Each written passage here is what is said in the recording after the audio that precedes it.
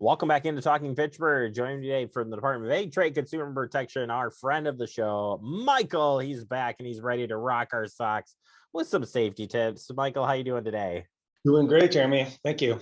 Thank you for being here. Today, we're going to talk a little bit about elder abuse awareness, protecting seniors from fraud, as June or Elder Abuse Awareness Month and June 15th, World Elder Abuse Awareness Day.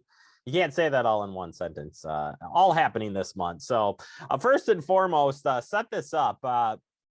Over the years, when I first even started working with you guys and working with Better Business Bureau, and there were some assumptions I made, and one was that the elderly population is victimized quite a bit from fraud. Still happening, can't say it isn't happening, but overall they're getting smarter, just like all of us are. We're getting smarter, getting better, but we're still losing big dollar amounts when it comes to that. So tell us what's going on this front. Yeah, so you're absolutely correct. The two largest demographics are youth age between like 18 to 27, 29, and then the elderly population. We refer to them as the senior population, which 70 and older. But the big difference is there's more victims in our younger and our youth population, just because they're online more, they're looking at things, they may not educate themselves as well. Sometimes just don't have, the worldly wisdom to be able to pick those things out right away. And so there's more of those volume of victims, but they don't lose as much money because they typically either don't have it, or the scams that are being targeted to them have smaller volumes in being targeted. Conversely, our senior population, they usually have the resources, have a little bit more money. Sometimes we've seen with their investment scams or the play to the heartstrings. And so because they have those funds, they're more willing to not only fall for the scam, but also they're going to lose a lot more. So more youth victims losing less money, less senior victims losing a heck of a lot more money. Yeah, it's it sounds weird, but when you really think about it, quantify it, sounds, well, probably sounds true. Right. Telephone was the method of contact for 36% of fraud reports. Probably have a landline on top of the cell phone. They do. So, they're still targeting those lines. And, I would say the senior population still is not adverse to talking like we're talking right now. It's much easier to engage them in a conversation, get them talking, and then that, of course, gives the scammer an opportunity to manipulate their dialogue and try and really hook them into the fraud. And then for statistic wise, as you had mentioned, and just to reiterate it, it says here that those ages 20 to 29 reported losing money to fraud at 41% of the cases filed, versus 70 to 79 reported losing it at 18%. So you're really dialing in here.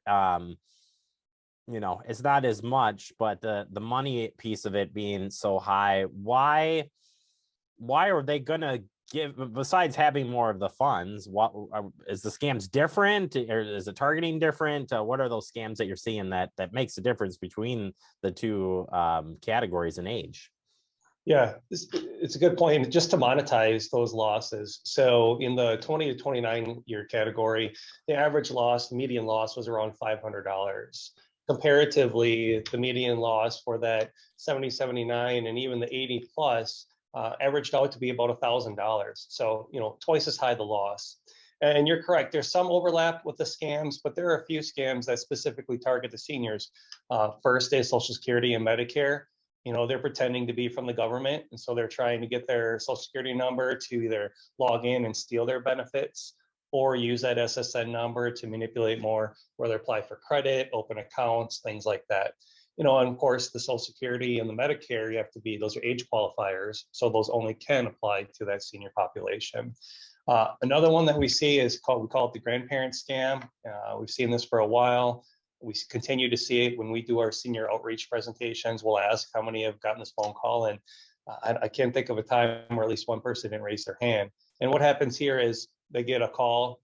Of course, these scammers will go online, check social media accounts, put that family tree together, look for the grandkids, say, hey, I'm traveling to Arizona, and then they'll find the phone number, make the call, and impersonate that grandchild saying they're in trouble, the car broke down, they got a ticket for something, got arrested, please don't tell mom and dad. Could you send me some money? And the grandparents wanted to try and do the right thing, send them that money.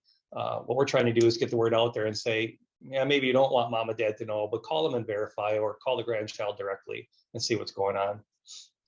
Yeah, they said too that hit the that older population, but when it comes to scams overall, would it be fair to say, and I maybe just a loaded question here, but is it fair to say that the scams, no matter what generation, yes, they're using keywords here, but are we seeing like similar things? So they're calling you, it's an unwanted call. You can see the path that I'm going here. That's put the money on a gift card or whatever. Is that still kind of the dominant as far as pulling people as victims to these scams?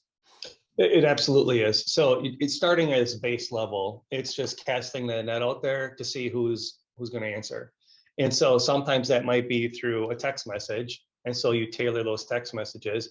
You and I could easily receive a Medicare or a grandparent's sending them out and seeing who's going to respond to it. The other ones is, that phone with the constant calling. The scammer may have 5 scripts sitting there, and depending on who answers, then they start tailoring that message to who it is. Might not see that so much, if you're really going to try and get your Medicare or grandparents, because you're going to do your research beforehand. But like say your Amazon impersonators or even the romance scams, you want to get on there, and then depending on where the conversation goes, you tweak your approach. All right. If people want to learn more about the stuff we talked about today, or just scams in general, and of course reporting it, where can they find that at, Michael? Well, you can just go to our website, which is datcp.wi.gov, or you can also contact us directly by calling our hotline at 800-422-7128, or if you prefer to just send us an email, that's datcaphotline@wi.gov. Thank you for the conversation. Great information as always, Michael. We'll talk to you real soon. Thanks, Jeremy. Appreciate the opportunity. You betcha. Check out the website for more information and report it, or Michael can't come back on the show and tell us what's the latest scam. We'll take a quick break. More to come. You're watching Talking Pittsburgh. Solid finish. Michael, why are you